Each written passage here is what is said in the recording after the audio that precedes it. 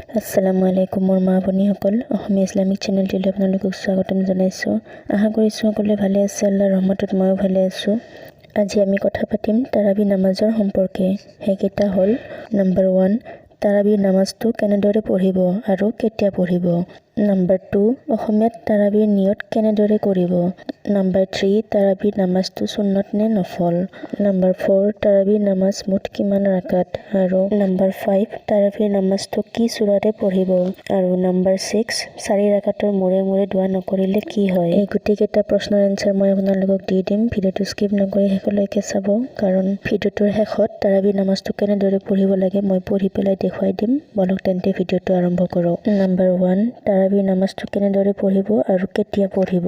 তাৰাবিৰ নামাজটো আপুনি ইশাৰ নামাজ পঢ়াৰ পিছতহে পঢ়িব, কাৰণ ইশাটো হৈছে ফৰজ নামাজ আৰু তাৰাবিটো হৈছে সুন্নত নামাজ। ইশাৰ নামাজ নপঢ়াকৈ আপুনি তাৰাবিৰ নামাজ নপঢ়িব। আপুনি অসুস্থতাৰ কাৰণে যদি তাৰাবিৰ নামাজ পঢ়িব নোৱাৰে তেন্তে আপুনি ইশাৰ নামাজটো হ'লেও পঢ়িব, কাৰণ ফৰজ নামাজৰ মাফ নাই। আপুনি শুই হ'লেও ফৰজখিনি আদায় কৰিব লাগিব। গতিকে আপুনি যেতিয়া ইশাৰ নামাজটো পঢ়ে তাৰে পিছতে আপুনি তাৰাবিৰ নামাজটো পঢ়িব। নম্বৰ 2 অসমীয়াত তাৰাবিৰ নিয়ত কেনেদৰে কৰিব। আমাৰ মাজত এনেকুৱা মানুহ বহুত আছে যিয়ে আৰবিতে নিয়ত কৰিব লাগিব বুলি নামাজ পঢ়িব ভয় কৰে। আল্লাহ তাআলা যদি পঢ়ুৱা এটাৰ ভাষা বুজি পাব পাৰে তেন্তে আল্লাহ আপোনাৰ ভাষা কিয় বুজি নাপাব। আপুনি যি ভাষাতে নকওক কিয় আল্লাহ তাআলাই আপোনাৰ নিয়ত বুজি পাব। আপুনি যদি মুখেৰে উচ্চাৰণ নকৰে মনতে নিয়তটো ভাবি থাকে তেনেকৈও আপোনাৰ নিয়ত হৈ যাব। নিয়তটো আপুনি এনেদৰে কৰিব, ইয়া আল্লাহ 2 ৰাকাত তাৰাবিৰ নামাজ পঢ়িম বুলি নিয়ত কৰিছোঁ, বা ইয়া আল্লাহ তাৰাবিৰ নামাজ 2 ৰাকাত পঢ়িম বুলি নিয়ত কৰিছোঁ। এইটো হৈছে একেবাৰে সহজ নিয়ত। নম্বৰ 3 তাৰাবিৰ নামাজটো সুন্নত নে নফল। তাৰাবিৰ নামাজটো হৈছে সুন্নত নামাজ। এনেতো 5 ওয়াক্ত ফৰজ নামাজক বাদে আমি যিমান নামাজ পঢ়ো সেই সকলোবোৰ নফল বুলি ধৰা হয়। নফল মানে হৈছে অতিৰিক্ত, মানে অভাৰ টাইম। কিন্তু হাদিস শৰীফত আল্লাহ নবী ৰাসূলুল্লাহ সাল্লাল্লাহু আলাইহি ওয়াসাল্লামৰ দ্বাৰা বৰ্ণিত আছে যে তাৰাবিৰ নামাজটো হৈছে মোৰ সুন্নত, সেইবাবে ইয়াক সুন্নত নামাজ বুলি ধৰা হয়। আপুনি সুন্নত নফল একো ক'ব নালাগে। আপুনি ক'লেই হ'ল যে তাৰাবিৰ নামাজ 2 ৰাকাত পঢ়িম বুলি নিয়ত কৰিছোঁ। আপোনাৰ নিয়ত হৈ যাব। তাৰাবিৰ নামাজ মুঠ কিমান ৰাকাত।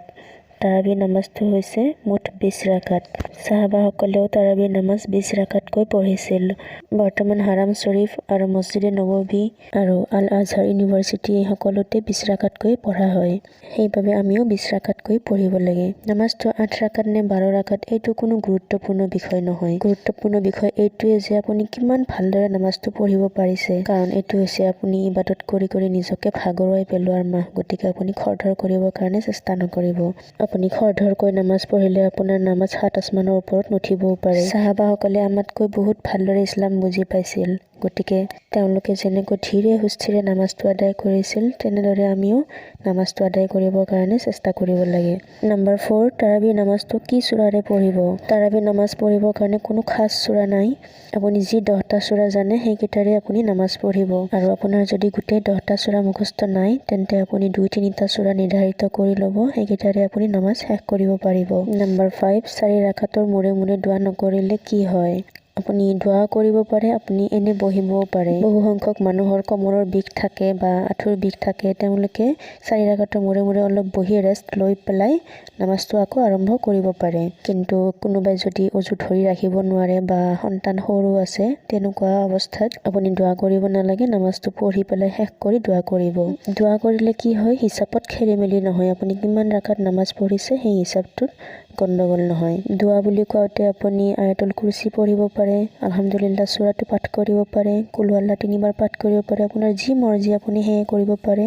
আৰু যদি আপোনাৰ একো মাতিব ইচ্ছা নাথাকে তেন্তে আপুনি এনে বহিবও পাৰে। বলক তেন্তে এইবাৰ আমি নামাজটো পঢ়ি পেলাই আপোনাক দেখুৱাই দিওঁ। নামাজৰ প্ৰথম কাম হৈছে আল্লাহু আকবৰ কৈ তহৰিমা বান্ধা। এটা কথা মনত ৰাখিব মোৰ মা ভনীসকল, আপুনি যদি নামাজ পঢ়োতে উৰণি বা চাদৰ ব্যৱহাৰ কৰে তেন্তে আপোনাৰ হাতখন ভিতৰত ৰাখি পেলাই আল্লাহু আকবৰ ক'ব। এনেদৰে চাই লওক, এনেদৰে আল্লাহু আকবৰ কৈ ভিতৰতে হাতখন বান্ধিব। বাকী এনেকুৱা ধৰণৰ হিজাব বা আবায়া পিন্ধিলে আপুনি হাতখন ওপৰত বান্ধিব পাৰিব, কোনো সমস্যা নাই। আপুনি নিয়ত কৰি হাতখন এনেদৰে উঠাব, আল্লাহু আকবৰ। আপোনাৰ হাতখন এনেকৈ নাৰাখিব, এনেকৈ চিধাকৈ ৰাখিব, পশ্চিম ফালে ইশাৰা কৰি। হাতখন কান্ধৰ বৰাবৰকৈ ৰাখিব, কান্ধৰ ওপৰত যাব নিদিব। তাৰে পিছত আপুনি হাতখন বুকুত বান্ধিব। প্ৰথমতে বাওঁ হাতখন ৰাখিব, তাৰে ওপৰত সোঁ হাতখন ৰাখিব, এনেকৈ। আপুনি আল্লাহু আকবাৰ কৈ হাতখন তলত নমাই দি পেলাই তহৰিমা নাবান্ধিব। আপুনি আল্লাহু আকবাৰ কৈ চিধা বুকুত হাত বান্ধিব। ইয়াৰে পিছৰ কাম হৈছে ৰুকু কৰা। ৰুকু কৰোঁতে আপুনি ইমানখিনি হালিব যিমানখিনি হালিলে আপোনাৰ আঁঠু লগ পোৱা যায়। এনেদৰে আপোনাৰ আঁঠুত ধৰিব পৰাকৈ হালিব। আপুনি হালি পেলাই পিঠিখন চিধা কৰি দিব নালাগে, আপুনি জাষ্ট আঁঠুত ধৰিব পৰাকৈ হালিলেই হ'ল। ইয়াতে আপুনি সুবহানা ৰব্বিয়াল আযীম তাসবিহটো 3 বাৰ ক'ব লাগিব। তাৰে পিছত সামি আল্লাহু লিমান হামিদাহ কৈ থিয় হ'ব। মই দেখুৱাই দি আছোঁ আপোনালোকক। আল্লাহু আকবাৰ কৈ ৰুকুত যাব। ইয়াতে 3 বাৰ তাসবিহটো পাঠ কৰি সামি আল্লাহু লিমান হামিদাহ কৈ থিয় হৈ যাব। থিয় হৈ ক'ব ৰব্বানা লাকাল হামদ। আমাৰ বহু সংখ্যক মা ভনীয়ে ৰব্বানা লাকাল হামদ কোৱাৰ সময়ত মাথাটো এনেদৰে দাঙি দিয়ে। তেনেকুৱা নকৰিব মোৰ মা ভনীসকল। আপুনি নামাজ পঢ়োঁতে সদায় চিজদা কৰা ঠাইখিনিৰ ফালে চাই থাকিব আৰু বৈঠক কৰোঁতে আপোনাৰ কোলাৰ ফালে চাই থাকিব। তেনেকুৱা কৰিলে আপোনাৰ নামাজত কেতিয়াও খেলিমেলি নহয়। এইবাৰ আপুনি আল্লাহু আকবাৰ কৈ চিজদাহৰ কাৰণে বহিব। আল্লাহু আকবাৰ এনেকৈ কৈ আপুনি একেবাৰে চিজদাত যাব। মই আপোনাক বুজাবৰ কাৰণে বহি লৈছোঁ। বহুতে এনেদৰে বাওঁ ভৰিখনৰ ওপৰত সোঁ ভৰিখন ৰাখিব। এনেকৈ পাৰিলে অকণমান পশ্চিম ফালে ইশাৰা কৰি ৰাখিব, নোৱাৰিলে নালাগে। হাত দুখন এনেদৰে ৰাখিব আপোনাৰ আঁঠুৰ ওপৰত, সমানকৈ ৰাখিব। আপোনাৰ ঠিক আঁঠুৰ ওপৰেৰে হাত দুখন ৰাখিব চিজদাহৰ কাৰণে। আপুনি যিমানে আগত আপোনাৰ হাত দুখন ৰাখিব সিমানে আপোনাৰ পিছ চাইডটো ওখ হৈ যাব। সেইবাবে আমি আঁঠুৰ অকণমান ওপৰেৰে হাত দুখন ৰাখি চিজদা কৰিম। চিজদা কৰোঁতে প্ৰথমতে নাক, তাৰে পিছত কপাল ৰাখিব। উঠোঁতে প্ৰথমতে কপাল উঠাব লাগিব, তাৰে পিছত নাক। এনেদৰে চাই লওক। ইয়াতে 3 বাৰ সুবহানা ৰব্বিয়াল আলা তাসবিহটো কৰিব লাগিব। আপুনি 5 বাৰো ক'ব পাৰে, 7 বাৰো ক'ব পাৰে, এইটো আপোনাৰ লগত কথা। আল্লাহু আকবাৰ কৈ বহিব। ইমানখিনি সময় বহিব জানো সুবহানাল্লাহ বা ৰব্বানা গফিৰলি ক'ব পাৰি। তাৰে পিছত আকৌ আল্লাহু আকবাৰ কৈ পেলাই চিজদাত যাব। আকৌ 3 বাৰ সুবহানা ৰব্বিয়াল আলা তাসবিহটো কৰিব। তাৰে পিছত আল্লাহু আকবাৰ কৈ বহিব। 1 ৰাকাত হ'লে বহিব নালাগে, 2 ৰাকাত হ'লে বহিব লাগিব। বহি পেলাই আপোনাৰ কোলাৰ ফালে চাই থাকিব আৰু দুয়োখন হাত আঁঠুৰ ওপৰেৰে সমানকৈ ৰাখিব এনেদৰে। তাৰে পিছৰ কাম হৈছে নামাজত শ্বাহাদত আঙুলি উঠোৱা। আপুনি প্ৰথমতে আত্তাহিয়াটো মাতি পেলাই যেতিয়া আছহাদু আল্লাহ পঢ়িব, আছহাদু আল্লাহ পোৱাৰ লগে লগে আপুনি আপোনাৰ আঙুলিটো অকণমান ৰিং আকাৰত কৰি ল'ব। এনেকৈ মই কৰি দেখুৱাই দি আছোঁ আপোনালোকক। ভালদৰে মনোযোগ দি চাব। আছহাদু আল্লা ইলাহা ইল্লাল্লাহ, ইল্লাল্লাহ কৈ পেলাই আপুনি নমাই দিব। আকৌ এবাৰ দেখুৱাই দিছোঁ।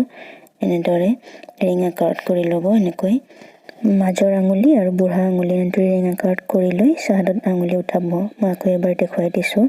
আছহাদু আল্লা ইলাহা ইল্লাল্লাহ কৈ পেলাই নমাই দিব। আপুনি আঙুলিটো এনেদৰে থিয় কৰাই দিব নালাগে, আপুনি এনেদৰে চিধাকৈ ৰাখিব।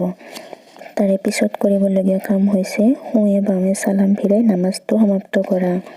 আপুনি ফেৰিস্তাক চালাম কৰাৰ নিয়তত আপোনাৰ কান্ধৰ ফালে চাব। প্ৰথমতে সোঁফালে চালাম ফিৰুৱাব, আসসালামু আলাইকুম ওয়া ৰাহমাতুল্লাহ। তাৰে পিছত আপুনি বাওঁফালে চালাম ফিৰুৱাব, আসসালামু আলাইকুম ওয়া ৰাহমাতুল্লাহ। এনেদৰে নামাজটো সমাপ্ত কৰিব। নামাজৰ এইখিনি কাম যদি আপুনি মনত ৰাখিব পাৰে তেন্তে আপুনি গোটেই নামাজ সহজভাৱে পঢ়িব পাৰিব। আমি প্ৰত্যেক ৰাকাত নামাজতে কৰি থকা কামখিনি কৰিব লাগিব, খালি নিয়তটো বেলেগ হ'ব আৰু সৰু সূৰা কেইটা বেলেগ হ'ব। নামাজ নজনালৈকে আপোনাৰ টান লাগিব, যেতিয়া আপুনি শিকিব তেতিয়া আপোনাৰ একো নাই, একেবাৰে সহজ হয়। মই যিমান নামাজৰ ভিডিঅ' আপলোড কৰিম সেই ভিডিঅ'ৰ আগত মই এই ভিডিঅ'টো লগাই দিম, জানো আপোনালোকৰ এই ভিডিঅ'টো চাই মনত হৈ যায় আৰু আপুনি নামাজটো সহজে শিকিব পাৰে। বলক তেন্তে মই এইবাৰ আপোনালোকক নামাজটো পঢ়ি পেলাই দেখুৱাই দিম। প্ৰথমতে আপোনালোকে বিছমিল্লাহ কৈ জায়নামাজৰ ওপৰত উঠিব। তাৰে পিছত জায়নামাজত উঠা দোৱাটো পাঠ কৰিব। ইন্নী ৱাজ্জাহতু ৱাজহিয়া লিল্লাযী ফাতাৰাছ সামাৱাতি ৱাল আৰদা হানিফাও ওমা আনা মিনাল মুশৰিকিন। তাৰাবিৰ নামাজটো আপুনি 2 ৰাকাতকৈ পঢ়িব লাগিব। 2 ৰাকাতৰ মূৰে মূৰে আপুনি চালাম ফিৰুৱাব। তাৰাবিৰ নামাজৰ কাৰণে কোনো খাস সূৰা নাই, আপুনি যি সূৰা জানে সেই মিলাই পেলাই পঢ়িব। এতিয়া আমি নিয়তটো কৰিম। নিয়তটো আমি অসমীয়াতে ক'ম। ইয়া আল্লাহ, তাৰাবিৰ নামাজ 2 ৰাকাত পঢ়িম বুলি নিয়ত কৰিছোঁ। আল্লাহু আকবাৰ কৈ বুকুত হাত বান্ধিব। চানা পঢ়িব। সুবহানাকাল্লাহুম্মা ওয়া বিহামদিকা ওয়া তাবাৰাকা ইসমুকা ওয়া তাআলা জাদ্দুকা ওয়া লা ইলাহা গায়ৰুক। সূৰা ফাতিহা পাঠ কৰিব।